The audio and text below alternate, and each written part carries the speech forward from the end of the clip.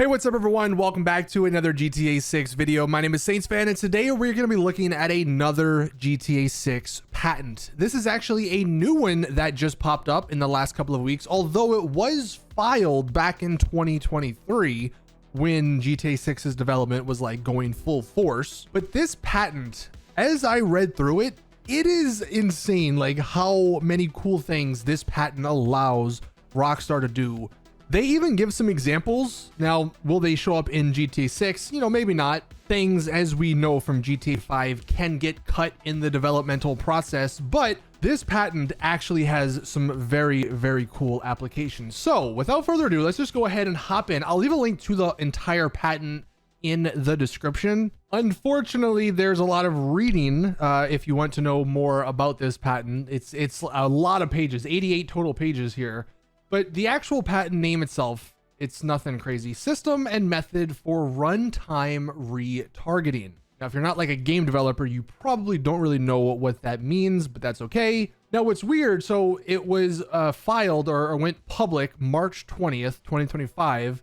It does, however, say filed September 2024. But if we just go ahead and scroll down here, once we get past all of the pictures that they have provided, in this very first paragraph, it actually says that this was filed September 15th, 2023, which probably makes a lot more sense when it comes to the GTA 6 development. I mean, we got those leaked videos, in 2022? So about a year later, September 15th, 2023, that's probably about the time it took for them to, finalize and get everything ready for this patent to be filed. Now, I want to actually hop to ChatGPT here because I just uploaded the patent and said, hey, summarize this. And this is what it gave back. So maybe a more simplified summary here. This patent describes a system and method for retargeting animations at runtime, particularly focused on enabling characters in a video game to perform complex, lifelike animations dynamically, even when interacting with varying objects, terrains, and other characters. And you might think that sounds pretty simple, and I guess at the base of it, it really is. But when we get to some of these examples they provided, like it gets your mind kind of racing, like, oh my god, what else is going to be in GTA 6? But the core idea, as we just continue this little summary, the system dynamically adapts animations in real time to fit different character models, body types, and environments. And I guess we have some more how it works. Different characters may have different skeletal structures, height, limb proportions, and the system just maps animation data to these unique skeletons on the fly.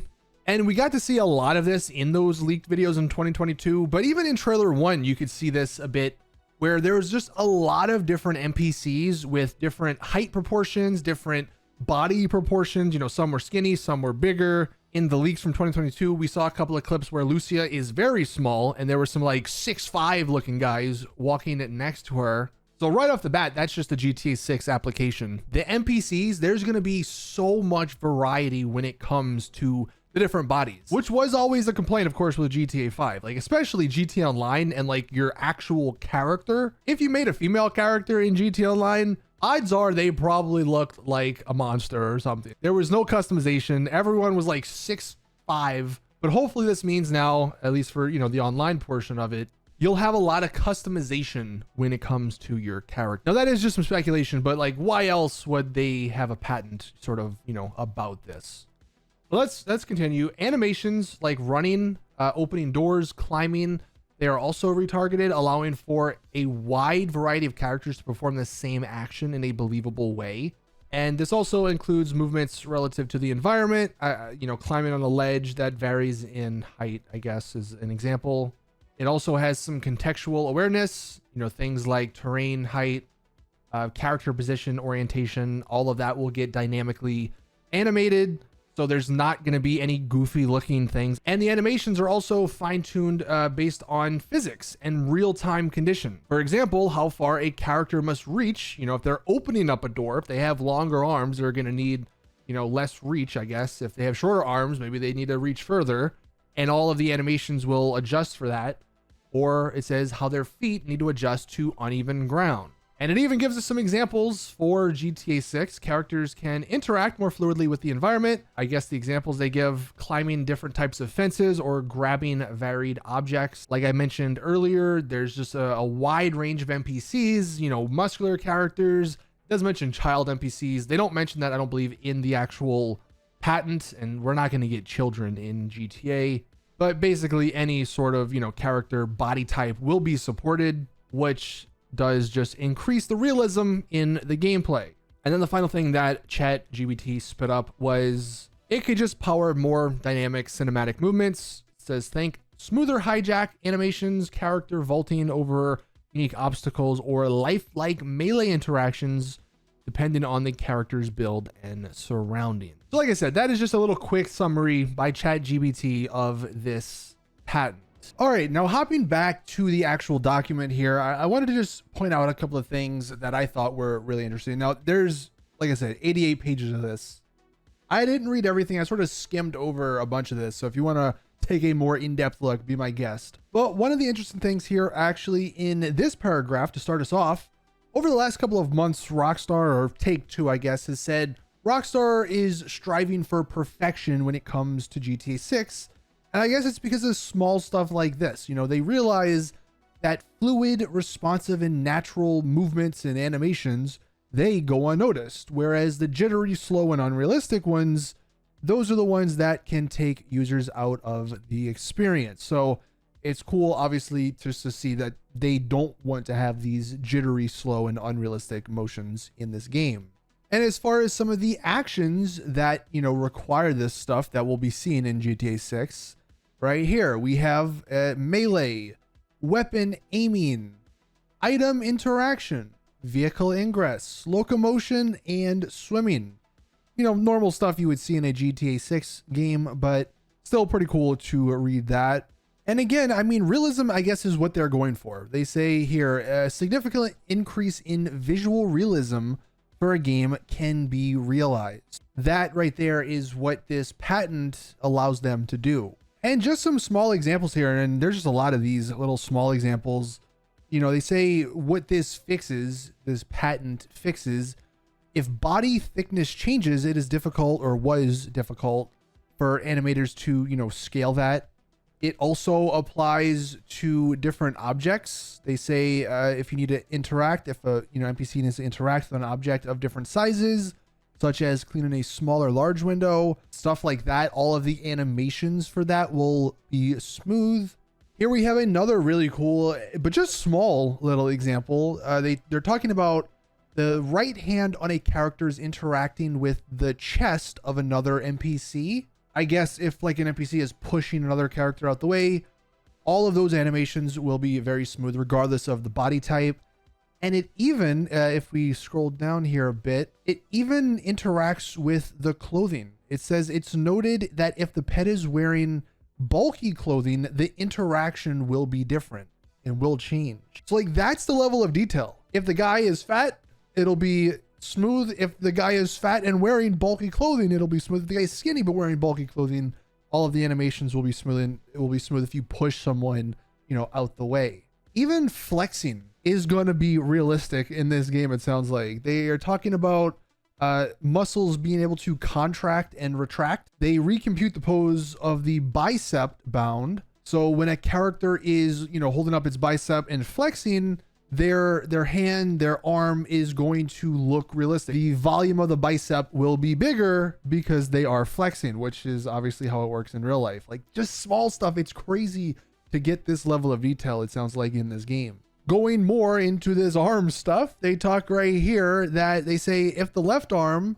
pose was deformed before the right arm pose, then only the left arm or the left hand would be displaced. If the right arm pose were deformed prior to the left arm pose, then only the right hand would be moved.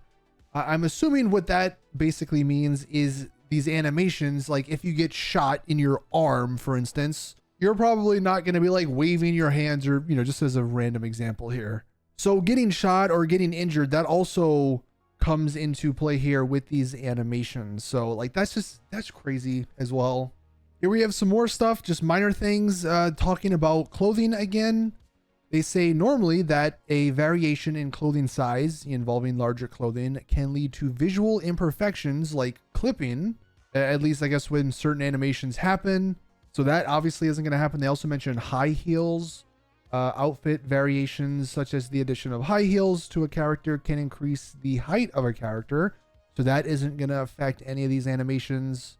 Like the animations will adjust for all of that and will account for all of that. And they do actually mention the door handle thing here. So like this is a tiny thing. The game will take into account how tall you are if you're wearing high heels. And when you open up doors, the animation will be perfect. It's going to reach for the door handle, they say here.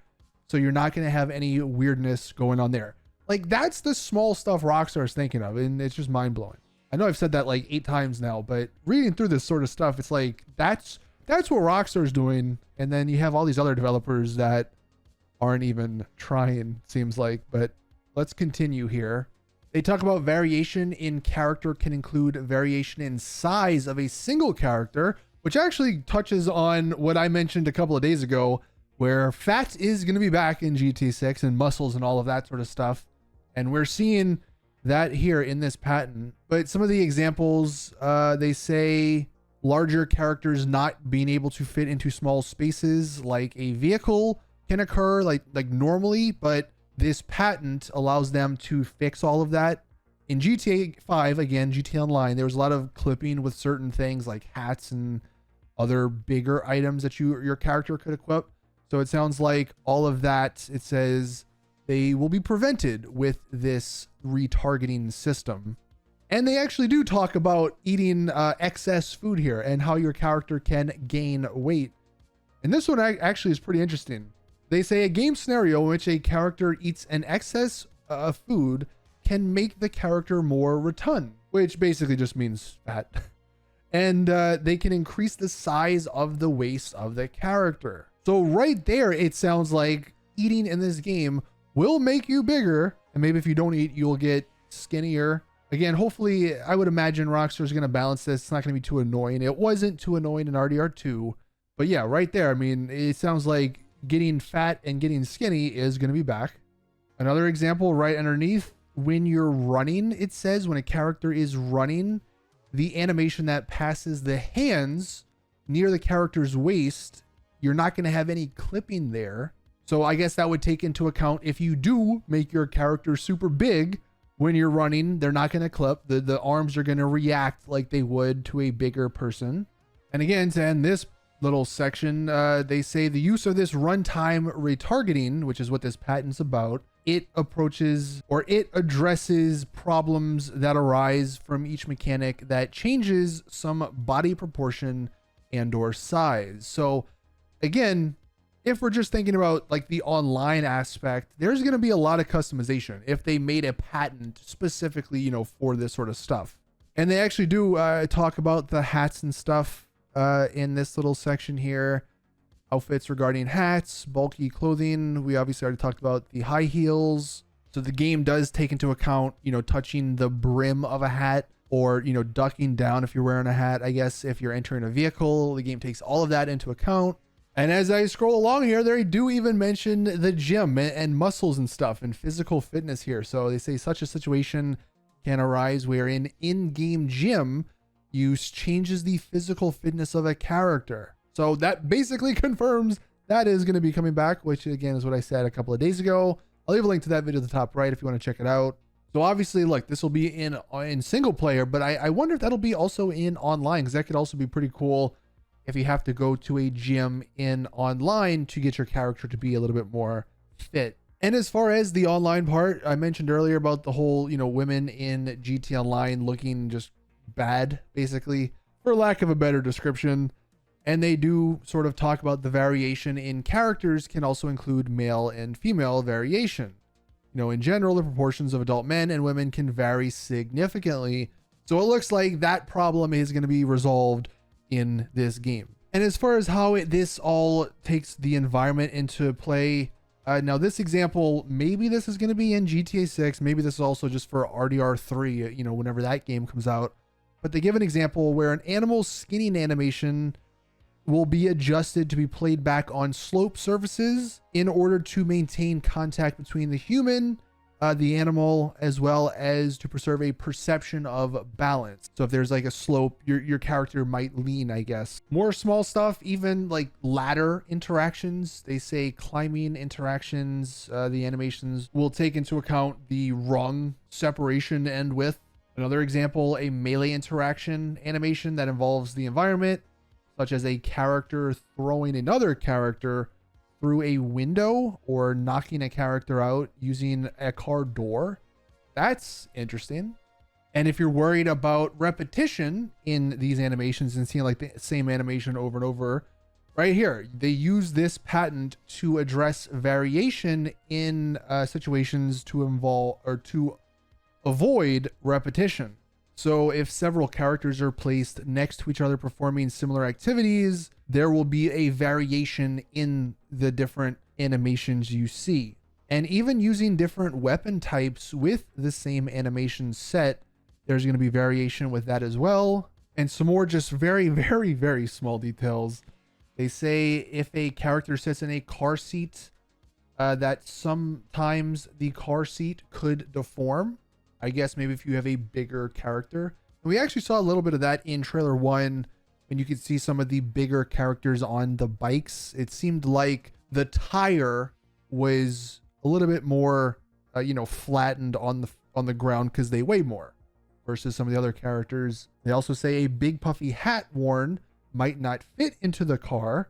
So there's deformation applied to the hat itself. So that's what's going to end up happening with that sort of stuff. And then the final thing we'll look at, I'm sure there's many more little examples in all of these pages, but the final thing we'll talk about is entering vehicles that maybe are deformed, like they got into an accident, they're messed up. They say tight interior locations where a motion to be adjusted, if we scroll up, is highly constrained by locations of the seats and controls of the vehicle, or variations in the floor height, the roof height, distance from seat to door, distance from seat to ground, and or window position. All of that, despite these difficulties, it says the retargeting will approach that and make the animations insanely smooth. So if you're trying to get into a car that's just been crazy deformed, it's not just going to teleport you in, it sounds like. You're actually going to see your character in whatever way that it needs to get into the car. Honestly, reading this sort of stuff does make me a little upset at Rockstar because I want to see it. We obviously only had trailer 1. We obviously only had the leaks, but I want to see more because all of this stuff sounds amazing and sounds so, next gen, revolutionary, whatever word you want to throw in there. It just sounds like this is going to be an incredible game, but we all just want to see more. I don't want to read it from some patent. What other game fans do that? Do Call of Duty fans read patents? But like I said, this is very, very interesting stuff. I'll leave a link to the patent in the description if you want to go through and maybe find even more small little examples that they have provided. Go ahead, let us know if you find anything else. But these were just some of the small stuff that I noticed, I found while skimming through it. It sounds cool. Let us know your thoughts in the comment section down below. Thank you guys for watching. That is going to do it for today's GTA 6 video. Please subscribe for more. And as always, I'll see you guys in the next one.